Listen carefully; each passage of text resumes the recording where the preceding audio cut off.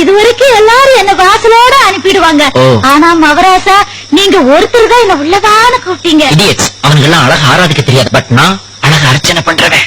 அப்போ இருட்டுல கூட என் அழகு உங்களுக்கு தெரியுதா? ஃபேஸ் கம்ப்ளீட்டா தெரியல, பட் உன் பாடி ஷேப் இருக்கே. மனிஷா கொய்ராவையும் மாதவி டிக்சிட்டையும் சேர்த்து பேசுங்க சிலை. நீ டைம் வேஸ்ட் பண்ணாத, வா.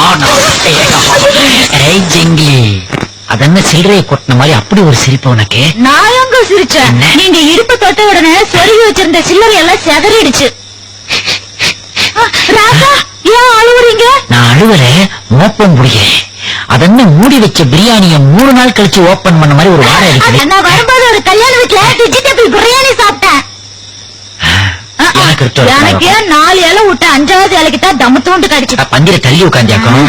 கவலைப்படாத, விடிஞ்சதுக்கு அப்புறம் உனக்கு கெட்டி சட்னியும் செட் தோசையும்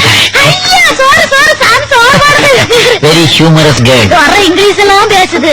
ஸ்நேகிதனை ஸ்நேகிதனை ரகசிய ஸ்நேகிதனை சின்ன சின்னதாய் சில்லறைகளை சிதற விட்ட ஸ்நேகிதி. கரண்ட் வந்துருச்சு. சாரி, எனக்கு இதுதான் ஃபர்ஸ்ட் டைம். எனக்கும் தான். அப்படியா?